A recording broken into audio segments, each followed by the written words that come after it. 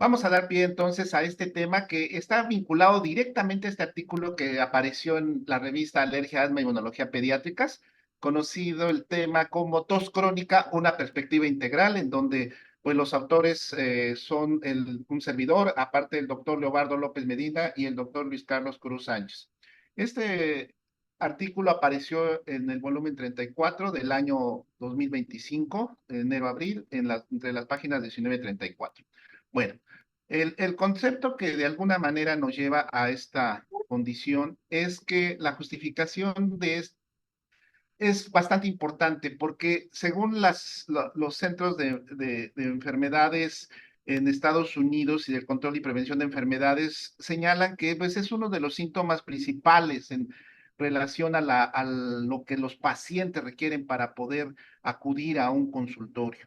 Realmente es fundamental determinar que prácticamente, según comentamos nosotros en el artículo 20 entre el 20 y 46% de los pacientes acuden a estas clínicas precisamente por tener una causa de origen desconocido de esta situación. Entonces, realmente es una condición en donde pues la mitad de la población que tiene esto, pues de alguna manera se le ha tratado de hacer algún tipo de investigación y no se ha llegado a dilucidar cuál es primero su etiología y desde luego se han tratado de implementar medidas terapéuticas. Esto lleva a que de alguna manera el 70% de los sujetos eh, señalan que después de haber recibido aparentemente un tratamiento o un enfoque integral, pues no resuelven ninguno de sus síntomas.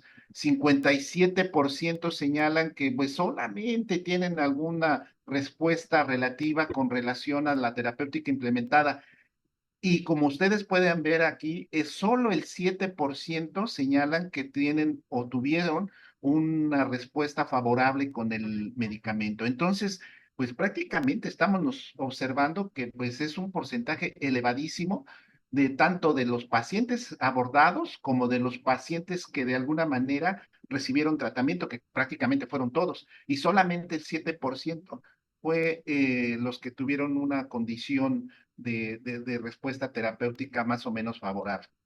Entonces, uno de los objetivos de esta revisión o de esta presentación que estamos haciendo, pues es señalar un aspecto de el enfoque minucioso, ordenado que pues debemos como alergólogos tener y sobre todo el implementar tratamientos que de alguna manera nos permitan llevar a cabo una resolución de esta condición sintomática. Entonces vemos aquí que de acuerdo a la fisiopatogenia que podemos observar, pues existen varias condiciones que son muy interesantes de analizar. Entonces tenemos nosotros receptores en diversas partes de nuestros epitelios respiratorios, ubicados principalmente en la laringe, en la tráquea, en la carina. Y esos receptores, pues tienen una peculiaridad muy interesante, que son receptores que pueden tener o conducir a través de fibras mielinizadas como de fibras amielínicas. Sabemos muy bien que estas conducciones son muy similares a las de al del reflejo del dolor, de tal manera que como se puede observar, las mielinizadas desde luego van a conducir una respuesta mucho más rápida y ellas están ligadas directamente a fenómenos mecánicos, a estímulos, mejor dicho, mecánicos, en tanto que las amielínicas pues, son más que todo quimorreceptores, a efectos de cambios químicos, de cambios en relación al pH que existe en este tipo de estímulos directos sobre estos sitios. De tal manera que al integrarse o llevar esta vía hacia un núcleo muy importante localizado en el bulbo raquídeo, que es el núcleo del tracto solitario, se integra esta señal y hace entonces una emisión a través de una vía eferente. Y esta vía eferente, pues, ¿quiénes van a participar? Pues desde luego los nervios de los pares craneales finales que todos conocemos, que son el frénico, los nervios que son principalmente ligadas al hipogloso, al glosofaringio, al vago. Y esto nos van a llevar a través de los nervios laringios, el frénico y nervios espinales a diversas zonas o estructuras anatómicas como son la glotis, el diafragma o los músculos intercostales, de tal manera que esto va a permitir también contribuir al todo el fenómeno de la tos, que es precisamente la contracción de estos músculos, el cierre de la glotis y tratar de expulsar la sustancia o los elementos que se estuvieron o que condicionaron estos estímulos en la vía respiratoria, generando esta expulsión posterior de manera frenética de lo que se había inhalado. Entonces vemos cómo esta integración que se describe en el artículo, pues es muy importante. Aquí vemos prácticamente entonces cómo estas vías aferentes, traté de aquí de ilustrar esta descripción hecha en el artículo, pues donde prácticamente vemos y podemos observar las fibras A y delta, que son rápidas con respuesta mecánica, sobre todo a presión y tacto, en tanto que las fibras lentas, que son las fibras C, amielínicas, son las que responden, como decíamos hace un momento, a fenómenos químicos. Y aquí es muy interesante señalar, creo que esto no viene del artículo, pero es muy importante señalar que estas fibras pues, contribuyen de una manera muy importante al proceso inflamatorio, a la neuroinflamación de la vía aérea, donde todos conocemos que intervienen pues, neuropéptidos, sustancia P, la sustancia P, la sustancia ligada al gen de la calcitonina, etcétera. Y estas van a generarnos prácticamente la condicionante de estar haciendo una reverberancia en el sentido estricto de aglutinar o de activar células para que a su vez otros mediadores de las mismas generen un proceso inflamatorio a nivel ocasionado por esta estimulación neurovegetativa, generando entonces esta condición de tipo neuroinflamatorio y que por lo tanto pues contribuye a la perpetuación de la tos, pero algo muy interesante, contribuye al daño epitelial o al daño estructural, mejor dicho, de toda de la vía respiratoria. Esto lo conocemos nosotros muy bien a través del contexto y del concepto que se llama remodelaje de la vía aérea. Entonces, esa estimulación reverberante a través de todos los neuropéptidos y esta activación de otros grupos celulares que participan en la inflamación, pues nos van a condicionar una parte importante de la perpetuación de la tos en un momento determinado. En cuanto a lo que se describe de las causas etiológicas o de la etiología de la tos en los adultos en el artículo, pues se mencionan cuatro variedades importantes etiológicas. Una de ellas, que es muy interesante y yo creo que la tenemos que tomar en cuenta todos, es el síndrome de la tos de las vías respiratorias superiores. Aquí vemos en el inciso A cómo pues prácticamente esto va directamente ligada al gosteo postnasal proveniente de los senos paranasales, de tal manera que al ir cayendo, pues van a estimular las terminaciones, esas sensitivas que decíamos, y van a condicionar ese reflejo de la tos. Aquí intervienen las fibras A, estimulantes sensibles al estímulo. Quiero señalar aquí que esto es muy importante porque una de las causas quizá más importante de la tos crónica en el adulto es la sinusitis y también en el paciente pediátrico. Todos seguramente han escuchado esa condición o ese dicho de que en un gallinero las gallinas de arriba ensucian a las gallinas de abajo. Y este es un concepto muy importante porque antes de evaluar el contexto de la vía aérea inferior, pues tenemos que evaluar la vía aérea superior, es decir, la participación de rinitis y de, obviamente, sinusitis. Creo que aquí nos liga a nosotros directamente la presencia de esta sinusitis que condiciona esta llegada o este goteo postnasal precisamente ante la condición de una rinitis probablemente alérgica. Entonces, aquí es donde nos vincula de una manera muy importante ante la condición de tos crónica. En el aspecto B, vemos que una variante importante es el asma. La tos es parte importante del asma como tal.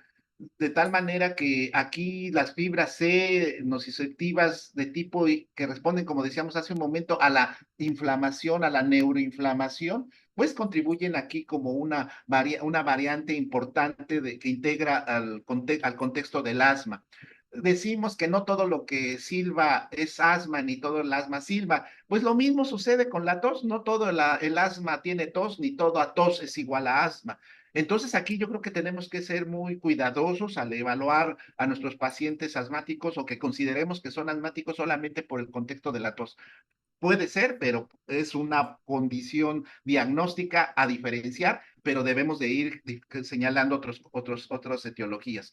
Y vemos en el inciso C que una de ellas es precisamente el reflujo gastroesofágico. Esto definitivamente creo que es una parte sustancial de nosotros que nos vincula con los gastros, en el sentido estricto de que, pues, muchos de nuestros pacientes son adultos, sobre todo traen sintomatología gástrica un poquito abigarrada o a lo mejor un poco oculta en ese sentido. Entonces nosotros tenemos que profundizar en la semiología de gastrointestinal y obviamente hacer hincapié en la semiología esofágica para poder entrar en ese detalle estricto de la posibilidad de que tengan el contexto, el cortejo de síntomas que llevan a la gastritis, pero también al contexto del reflujo. Mucho de lo que nosotros observamos en la práctica cotidiana, creo que todos tenemos esa experiencia de la tos, de la irritación, sobre todo en horarios nocturnos, y obviamente la sensación de pirosis que muchas veces tienen nuestros pacientes en un momento determinado. En otros contextos ya más generales, quizá como causales de la tos, que digo yo también pues son parte de la tos de los adultos, pero pues también están descritos, pues es la presencia del cigarrillo, el hábito tabáquico, el concepto del tabaquismo como vicio, como una adicción, pues evidentemente es fundamental. Polvo industrial, y aquí es donde nosotros como pediatras, me refiero al grupo de pediatras a los cuales estoy yo hablando en nombre de ellos, en nombre mío y obviamente como pediatra alergólogo, no tenemos mucha experiencia, pero la condición laboral creo que es una parte importante y esto lleva a varios análisis o varias reflexiones. Una de ellas es que pues, se tiene que dar el tratamiento a esas personas que trabajan en ese sitio, pero a la vez lleva a un contexto de índole legal, laboral, en donde los trabajadores necesitan recibir su incapacidad y todo lo que concierne bien, ¿por qué no buscarle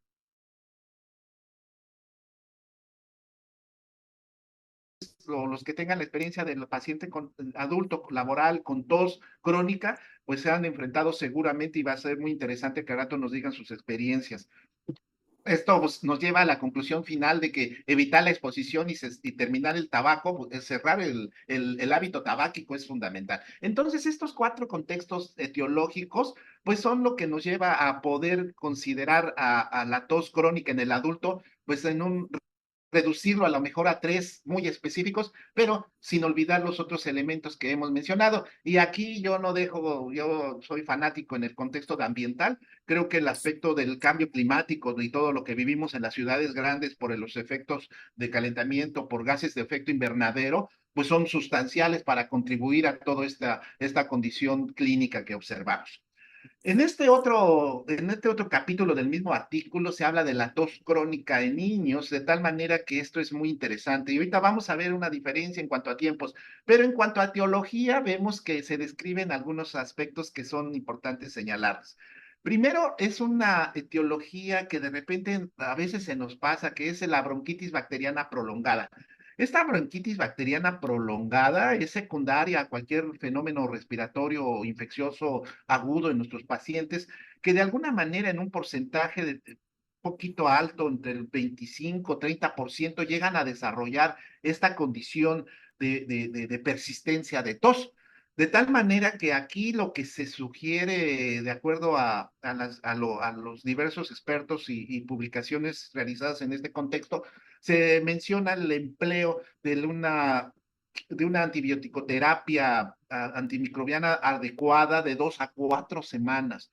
Se dice que se puede ensayar durante 2 semanas y después, si va más o menos regular, incluso prolongar hasta 4 semanas el antibiótico. Aquí los gérmenes que intervienen, pues son casi los clásicos conocidos por todos nosotros, que es Haemophilus influenza, el neumococo y desde luego Moraxella catarrhalis. Entonces aquí es interesante considerar qué sucede en esto. Pues simplemente aquí pueden intervenir receptores de estiramiento, pueden intervenir receptores que van a estar condicionándoles un cambio inflamatorio por el mismo efecto citopático que tienen las bacterias sobre el tejido respiratorio. Entonces, a través de todos esos mediadores producidos por la inflamación ante la defensa de las bacterias, pues se produce esta perpetuación de la inflamación y por lo tanto de la tos. Existe otro fenómeno que de alguna manera no es tan frecuente, quizá visto por parte de la gran mayoría de nosotros, pero que sí es importante reflexionar. Si este tiempo de 4 semanas es rebasado y vemos que el paciente persiste o tiene la característica de recaer, pero con una condición, la expectoración abundante, entonces tenemos que pensar en una enfermedad pulmonar supurativa y el ejemplo principal son las bronquiectasias.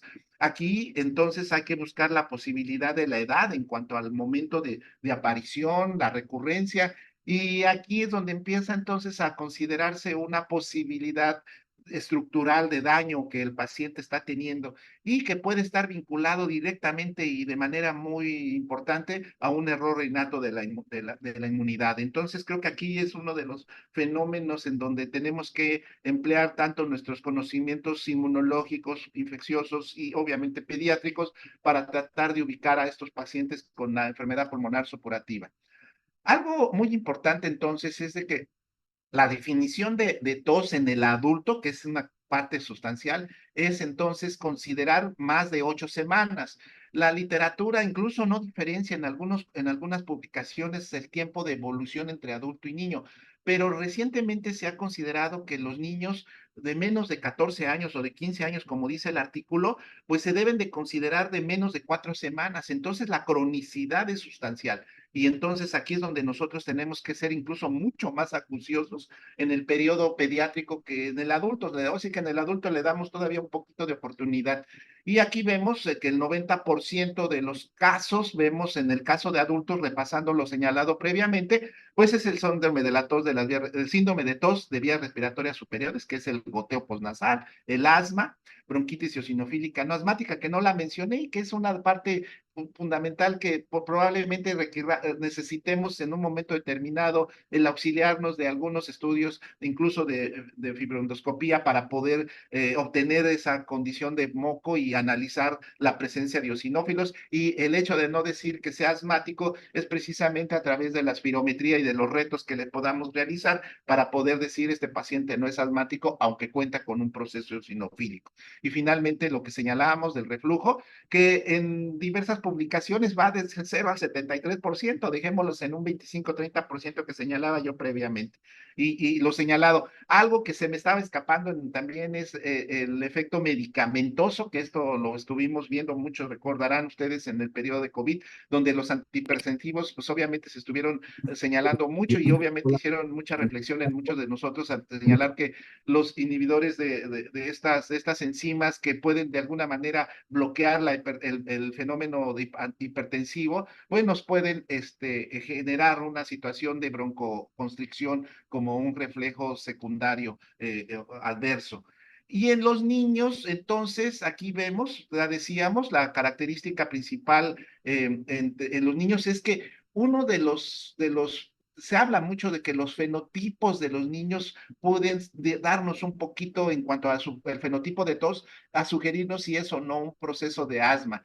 Se habla que tos seca es un fenómeno que está ligado a asma, pero el asma se infecta y los pacientes con asma, mejor dicho, se infectan y esto puede generar productividad en la tos. Entonces, esa minucia de tos seca y tos productiva en el contexto del asma como tal, pues a lo mejor lo podemos dejar allí un poquito en la esquina y a lo mejor hacer un poquito de semiología y obviamente apoyarnos de los recursos para poder evaluar y condicionar y definir perfectamente al paciente asmático.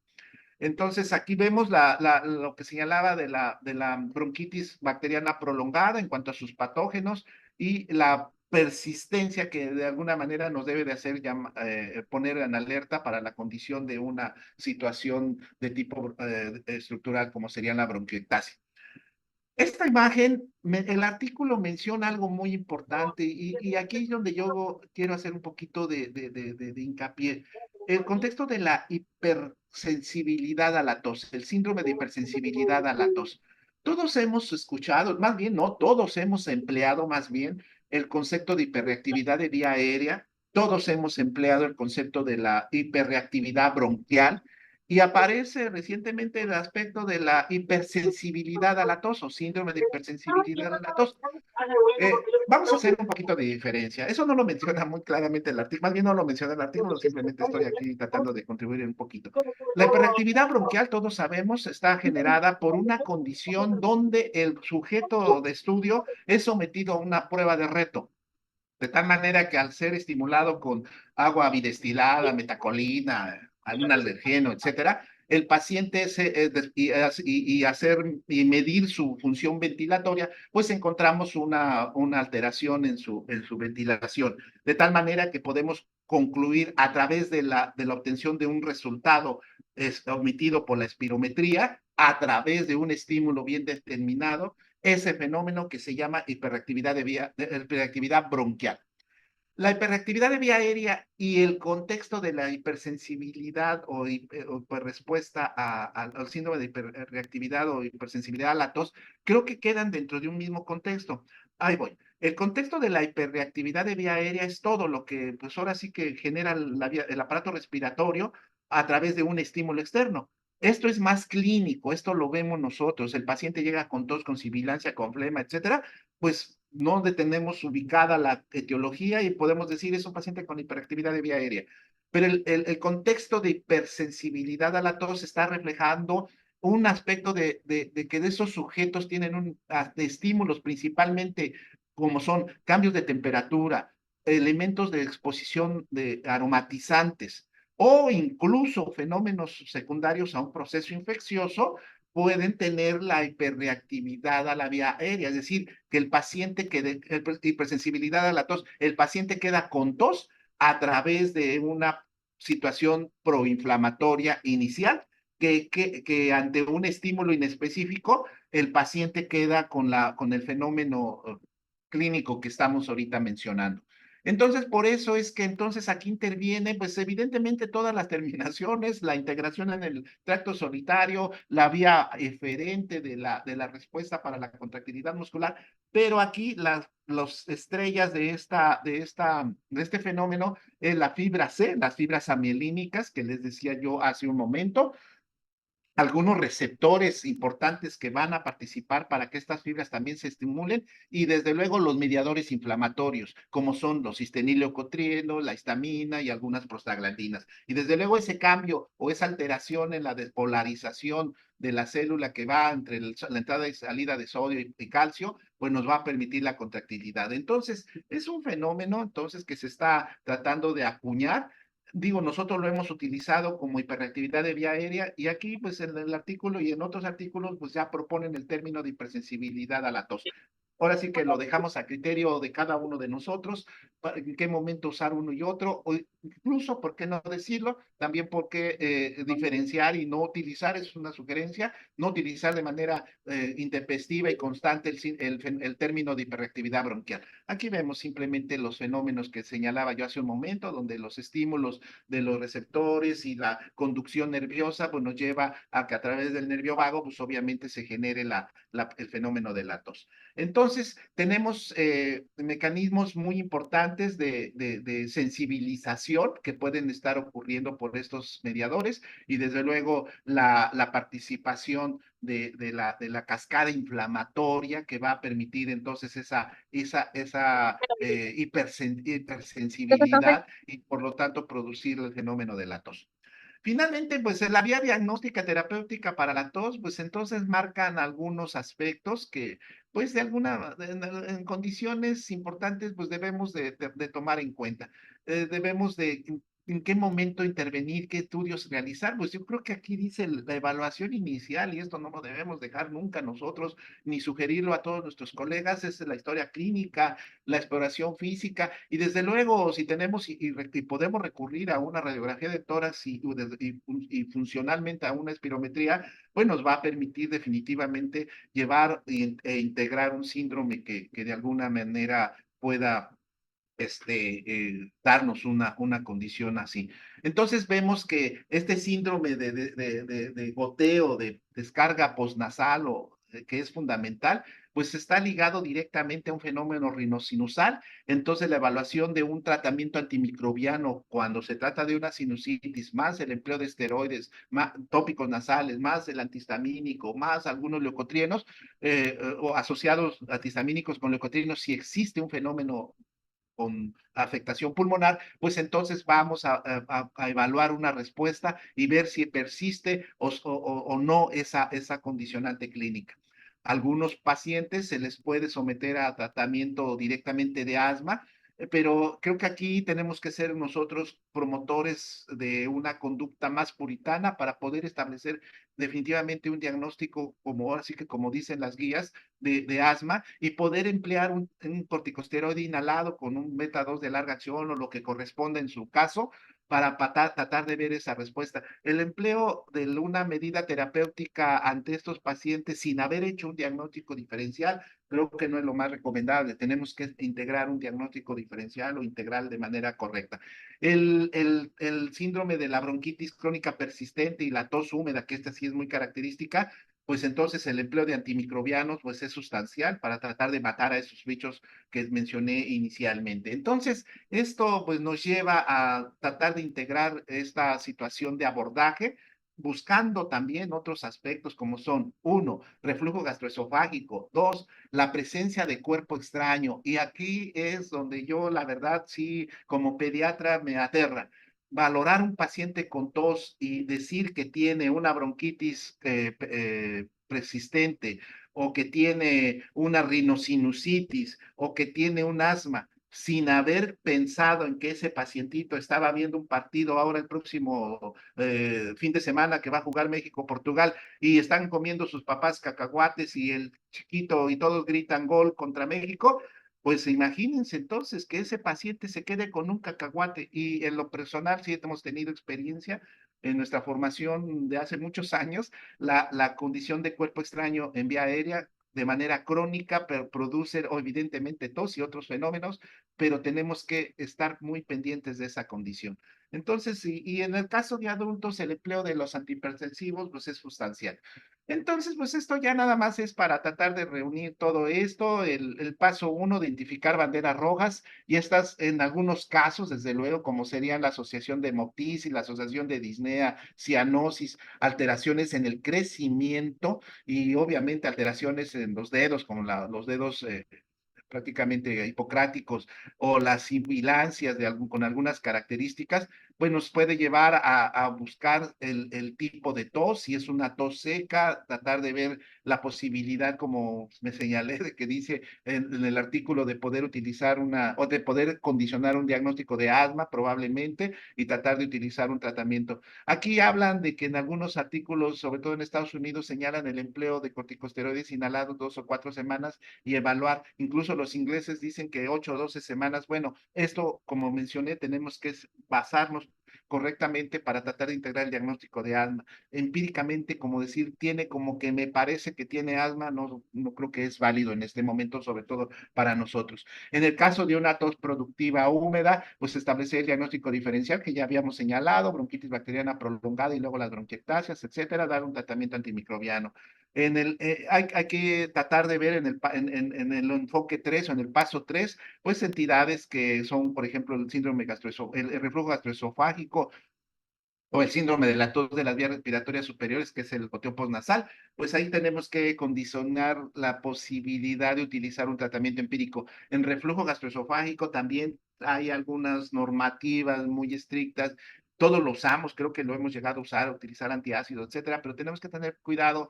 Recordemos que todos esos fenómenos gástricos pues pueden tener atrás, sobre todo en el adulto, fenómenos a lo mejor neoplásicos o malignos que no nos gustaría que fuéramos causa de esa detención en el diagnóstico. Tenemos que abusar ese tipo de abordaje. Y causas inusuales, como ya decíamos, no tan inusuales, diría yo, en el caso de cuerpo extraño, tuberculosis, que tampoco digo, hay que pensar que no sea tan inusual, fibrosis quística, disquinesia ciliar, es creo que importante. Y por ahí se menciona en el artículo el reflejo auditivo de Arnold, en donde pues hay algunos pacientes que con eso, ahora sí que se oye curioso, pero es un estímulo en el oído externo, en la parte postero inferior, ante un estímulo mecánico pueden desencadenar tos. Entonces, pues eso es una importante situación donde también vale la pena tener presente por ahí. Entonces, como conclusiones, pues esto yo creo que es una parte importante a la que nos lleva el artículo, que es reevaluación continua, no etiquetar como refractaria, sino una investigación sistemática correcta, identificar el fenotipo, ahí se fueron dos puntos, dos unos, diferenciar los fenómenos productivos exagerados en los pacientes, tratar de evitar el uso exagerado de esteroides, buscar la hipersensibilidad ante mecanismos donde pues, los pacientes llegan a tener esa situación de mucha sensibilidad y este fenómeno de responder exageradamente ante cambios físicos, químicos del ambiente. Los ensayos terapéuticos, pues debemos de tener mucho cuidado, pero sí los tenemos que tener presentes para poder emplear correctamente un antimicrobiano en caso de una bronquitis persistente, el suspender los IECA en caso de una hipertensión o en caso de una situación que tenga tos y condicionar el tratamiento correcto para ese fenómeno hipertensivo es una situación importante. Y desde luego la educación familiar, que pues es una parte fundamental de nuestra actividad cotidiana, en donde tenemos que investigar todo el contexto de la familia, considerar, sobre todo en el adulto, fenómenos de tos psicógena que de alguna manera también puede ser, y se habla por ahí de un tic que se caracteriza con tos, y sobre todo se ve en algunos niños con ciertas condiciones emocionales serias. Entonces también hay que tener cuidado el fenómeno tensional, emocional, por agresión o no de un niño o de un paciente adulto también con ciertas condiciones, pues es importante reconocerlo y también ubicarlo. Entonces, con esto, pues yo concluyo la presentación, pido mil disculpas más bien les doy mis sinceras disculpas a ustedes por los errores técnicos que existieron, pero realmente para mí, pues es un tema muy importante que mencionar. Agradezco mucho a la doctora por la invitación y sobre todo al colegio que pues estamos muy contentos de que esté siempre con esta actividad cotidiana. Muchísimas gracias. Muchas gracias, doctor Gerardo. Sí, nuevamente pedimos una disculpa por el incidente que tuvimos en la transmisión, pero ya se están tomando medidas de mayor seguridad para que no se involucren personas que no son, no están competentes, ¿no? Para este tipo de sesión académica educativa. Y tenemos algunas preguntas de la audiencia, del doctor José Manuel. Menciona qué porcentaje representa la tos psicógena y le manda muchos saludos al doctor por su excelente plática. Bueno, la tos psicógena, como mencioné, es un fenómeno que se ha observado. El artículo no me acuerdo el porcentaje que se menciona, pero sí es importante considerarlo como un fenómeno asociado.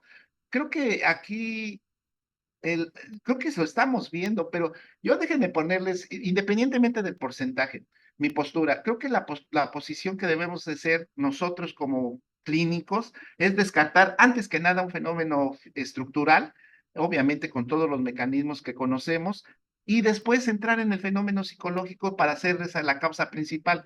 Creo que si lo invertimos vamos a tener muchos errores. Todos creo que hemos tenido esa experiencia de recibir pacientes que de alguna manera incluso les dijeron que tenían una tos emocional por tensión, por cansancio, por nervios, porque tienen mucha actividad y se les olvidaba preguntar si en la casa fuman. Entonces ese pequeño detalle del tabaquismo en la casa, porque abuelita y abuelito fuman y el niño tose y tose o la mamá tosiendo también, pues es una condición que tenemos que recordar. Entonces creo que lo estructural para mí es fundamental diagnosticarlo y después ya relegar a lo mejor el aspecto emocional, pero cuando lo detectemos, canalizarlo oportunamente con los especialistas. Claro que sí. Otra de las preguntas del doctor Armando, desde Argentina, menciona que si debemos tener presente las bacterias atípicas como parte de la tos crónica en el diagnóstico. El doctor ha tocado un aspecto sensacionalmente importante. Aquí, evidentemente, micoplasma es muy importante, pero déjenme ahora sí que rebobinar un poquito este contexto que sinceramente sí se me pasó. Bordetella pertussis. Bordetella pertussis es un elemento importantísimo como bacteria portadora en la vía respiratoria. Es una bacteria que se llega a ser portador mucha población. Y déjenme decirles por qué debemos tomar en cuenta. Ustedes han visto el revuelo que ha existido recientemente de la falta de vacunación y sobre todo la aparición de fenómenos de tosferina en los recién nacidos, tosferina en el recién nacido. Esto se debe sobre todo a madres adolescentes que no recibieron una vacuna en los 12 años de edad en adelante. La vacuna de los adolescentes, además de sarampión, debe incluir bordetela pertussis, tosferina. Esa pérdida de inmunidad que se va teniendo a medida que pasan los años en bordetela es muy importante. Por lo tanto, la posibilidad de tener bordetela como infección y posteriormente manifestarse como clínica de, no necesariamente de tosferina, sino de tos crónica, es un fenómeno importantísimo. Y por otro lado, bordetela se mata muy fácilmente ya sea con un beta-lactámico, con un macrólido. En el caso de las bacterias atípicas como micoplasma, pues también son una parte sustancial que pueden estar contribuyendo en nuestra hiperreactividad, en nuestro síndrome de hipersensibilidad a la tos, y creo que también es una parte insustancial. Esto se ha visto más en una condición de mayores de 5 años en adelante. Entonces también esa es una. Y ya mencionaba yo por ahí también la participación digo, no es atípica, desde luego, pero recordar siempre Mycobacterium tuberculosis como una parte sustancial de tos crónica. Muy bien. También de parte del doctor Armando, pregunta que ¿cuál es el antitusivo que se puede utilizar con frecuencia, tanto en adultos como en la edad pediátrica, para mejorar la condición clínica de esta tos? Pues creo que aquí la situación es, pues, la condición de mejoría, no sé, puede ser de todos los aspectos, debe de ser enfocada hacia una situación integral de tratamiento, tanto de ambiental como de medicamentos adecuados, como de conductas o de hábitos. No sé si esa sea el objetivo de la pregunta, pero creo que debemos ser muy integrales en el aspecto tanto de diagnóstico, desde luego, pero del aspecto de tratamiento, no nada más basarnos en el aspecto terapéutico, de tipo farmacológico. Ok, muy bien. También mandan muchas felicitaciones al doctor Gerardo López por excelente ponencia. Gracias, gracias. Ha de ser mi prima o mi tía. Muy bien. Si alguien más tiene alguna pregunta para el doctor, con mucho gusto, pueden escribirla aquí en el chat o prender su micrófono para hacer la pregunta al doctor.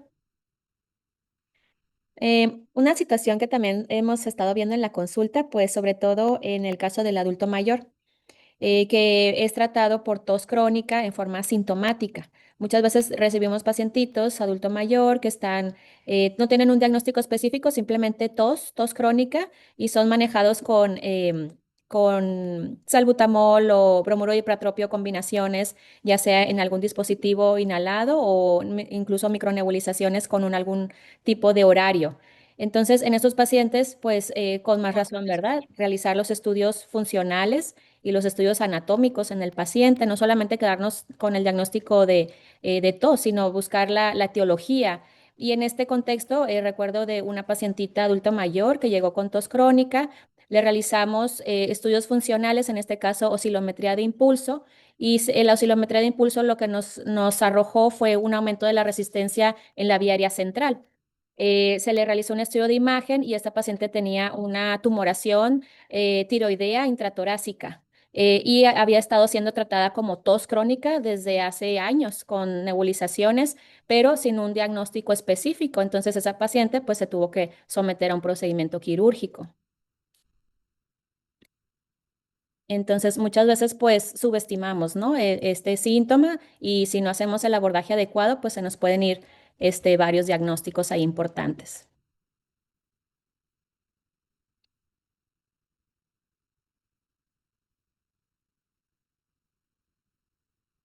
Estoy viendo la pregunta. Sí. Sí, mencionan ahí, dice, los anticolinérgicos inhalados en acceso de tos. Creo que los anticolinérgicos tienen una función muy importante. La condición de exposición de terminaciones nerviosas cuando hay un fenómeno inflamatorio, sobre todo de causa infecciosa, es muy importante. Y creo que la exposición de estas terminaciones también contribuyen a ese fenómeno de tos. A lo mejor no es una tos tan crónica, pero sí en una condición aguda. Por eso En lo personal, el uso de anticolinéricos para mí sí es fundamental, sobre todo en fenómenos agudos de crisis, que sí debemos de tenerla presente como una medida coadyuvante a un beta-2 adrenérgico de corta acción.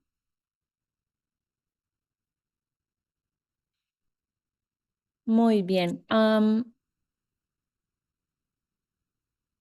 Siguen ingresando personas todavía a la sesión. Muchas gracias por el interés en este tema tan importante y tan frecuente, ¿no? Obviamente. Y pues muy buenos los tips que nos ha mencionado el doctor para hacer el abordaje. Muchas gracias. Muchas gracias y de veras, doctora, muchas gracias por la invitación y pues qué bueno que nos logramos unir al final.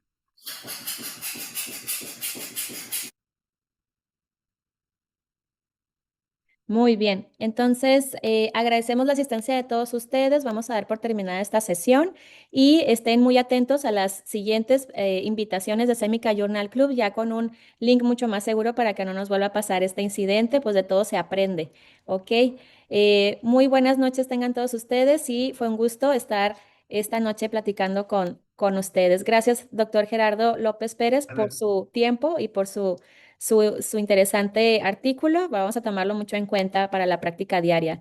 Saludamos a todos y que tengan muy linda noche. Hasta luego. hasta luego, buenas noches. Buenas noches.